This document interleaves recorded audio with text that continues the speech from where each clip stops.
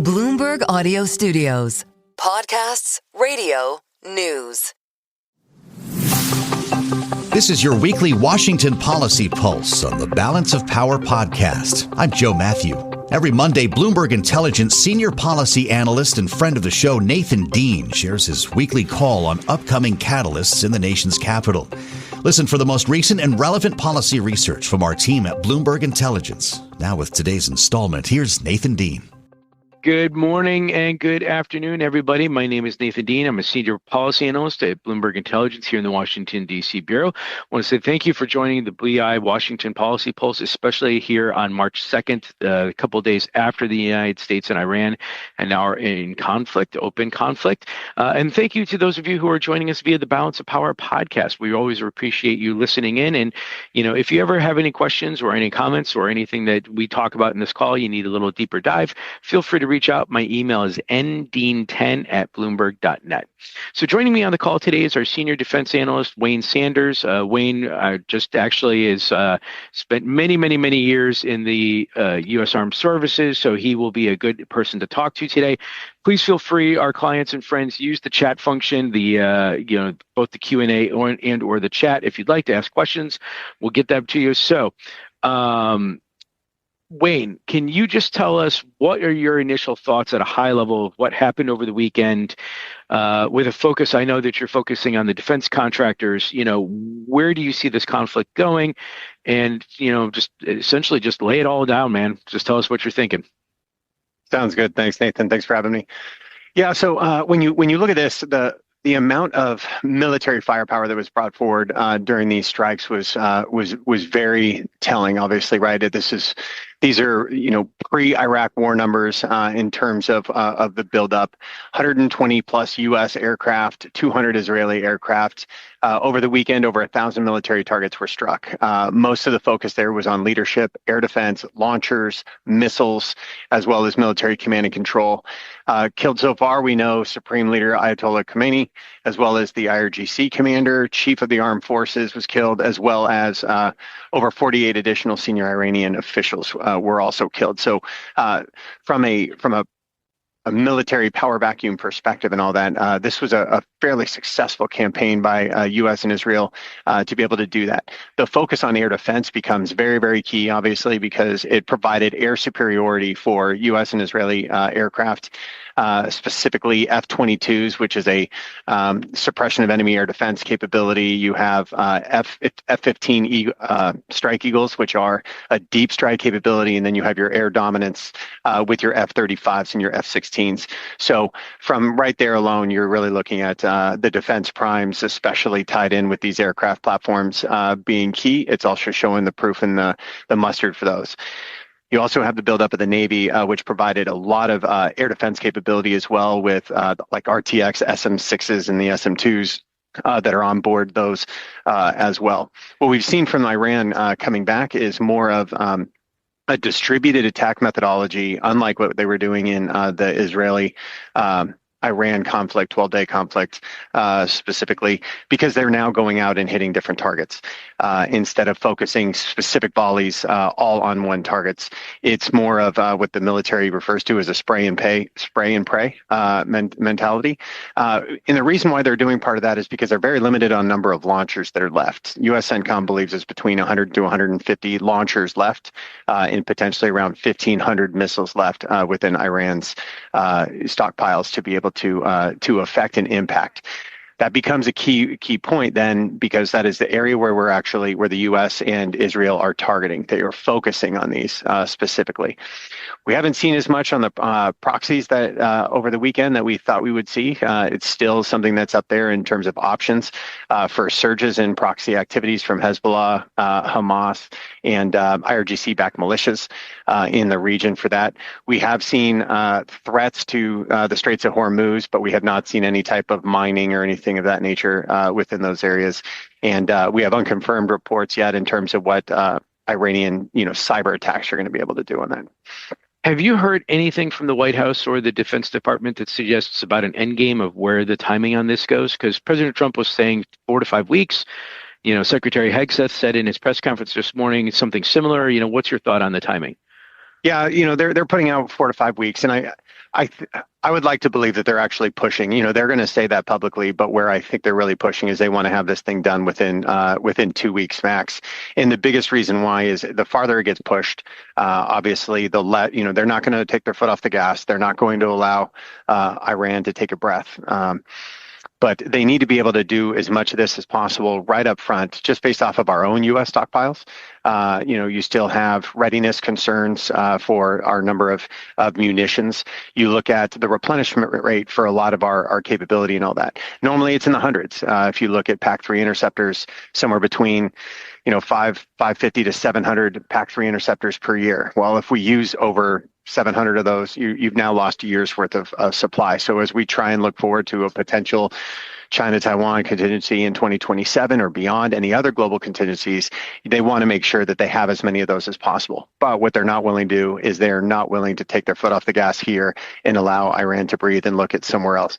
Because they're not trying to put boots on the ground, this is going to continue to remain an aerial campaign as well as naval strike capability, which obviously puts defense contractors that are tied in, General Dynamics, Electric Boat, Huntington Ingalls, and others in their suppliers for a lot of the naval platforms. And then obviously RTX, Lockheed, and Northrop for not only the aerial platforms, but also then the munitions that they're using in great numbers at this point.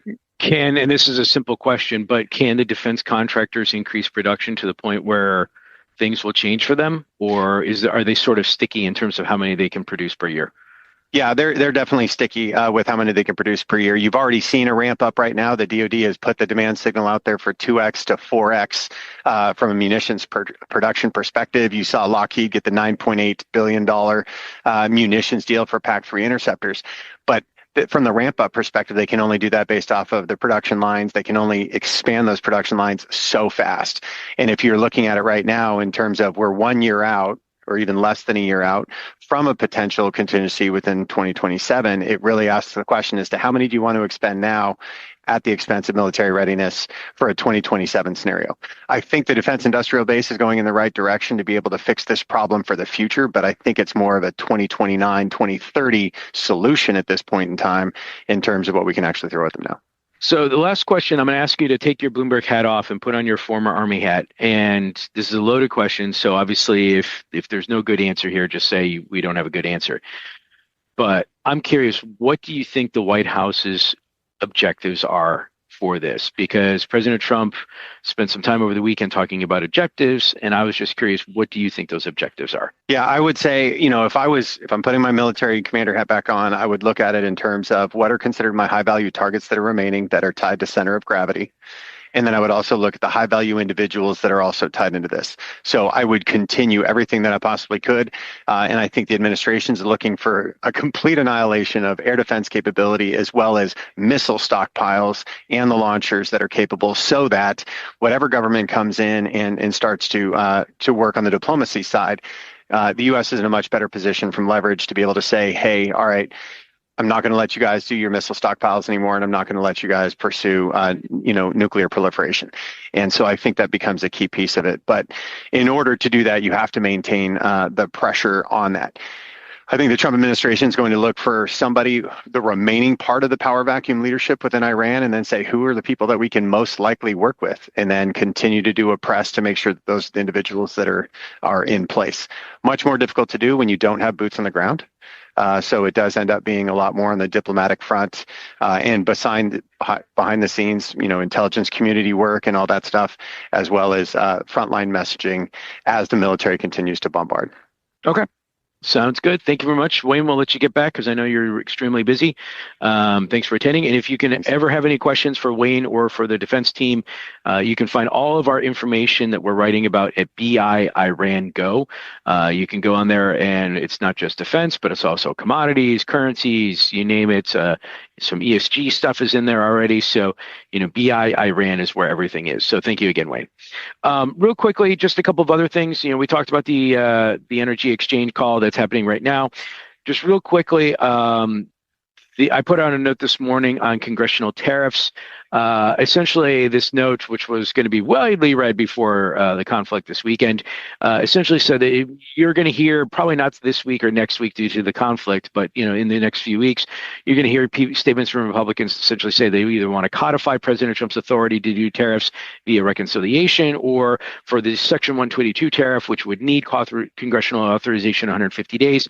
My point is that A, I don't think that Congress is ever going to give President Trump authorization to do more tariffs, and B, I don't think we'll even see a Section 122 vote come up in 150 days. Just as a reminder, Section 122 allows up to a 15% tariff for 150 days. Then you need congressional authorization. I don't think President Trump's plan is to ever get to that point. I think they'll convert it from a Section 122 to a Section 301. So great. Just the last thing to talk about, just an update on the Basel III endgame for those of you who are in the banking space. Last week, Fed Vice Chair Michelle Bowman testified to the Senate Banking Committee, and she confirmed that the Basel III endgame proposal will be out before the end of March. She also said that there is going to be a GSIB surcharge proposal. Just as a reminder, the Basel III endgame, according to our friends over at Bloomberg News, is going to increase capital requirements somewhere between 3 to 7%. What the Fed will want you to do is to actually look holistically at this together. And when you take the GSIB surcharge proposal into account, while we don't know the specifics of it, I think the thinking here is that proposal is going to dramatically decrease capital requirements so that any increase is well negated. And our back of the napkin math is showing around $40 to $50 billion in total in terms of the impact. But again, that's still to be determined. Last thing is that I should have mentioned is that we are going to see I'll get to the question in a second. I will say that we're going to see a War Powers Resolution vote come up in Congress this week. I will have my thoughts out on that tomorrow. So if you have any questions on the War Powers Resolution, feel free to reach back to me tomorrow. The housing stuff is still going forward. This is President Trump's idea of banning corporations from purchasing single-family homes. Right now, there's this bipartisan bill we've talked about in the past called the Road Act. It's a housing bill. It's bipartisan. And honestly, it's not all that exciting for those of us who look at it from the market's perspective. But this idea of banning corporations from owning single-family homes is getting thrown into that debate. Last I heard over the weekend, and there's been some reporting to this, is that rather than banning corporations, they're talking about changing some tax codes to make corporations less inclined to buy single-family homes. And remember, this is really exposing the single-family REITs like AMH and Invitation Homes, the private equity folks like Blackstone. I mean, we're talking like 0.5% of their total assets. So single-family homes isn't all that much. I think this actually is going to get postponed this week. They may push that to next week, but I will be keeping an eye on it. And then lastly, to the question about, Anthropic was used in the initial strikes. My colleague, Matt Schettenhelm, actually just put out a note this morning talking about Anthropic in greater detail, and specifically the decision by the Department of Defense over the weekend to label it a supply chain risk. His theory, and this is what I'll just say right here, is that Anthropic can likely bring a successful court challenge to the February 27th exclusion from all work from military-related contracts if the U.S. defends its actions. We believe that the rationale by the Department of Defense focused on Anthropic's refusal to change the terms of its July defense contract is probably too flimsy as a basis to support such a drastic action. So Matt Schettenhelm, and to the client there, Matt Schettenhelm is our Anthropic expert, so he will be the one to talk to you in greater detail. So I'm going to say thank you very much. We really appreciate your time as always. If you ever have any questions, please feel free to reach out and we will talk soon. Thank you. Our thanks to Nathan Dean, Bloomberg Intelligence Senior Policy Analyst, bringing you the latest installment of his weekly Washington Policy Pulse.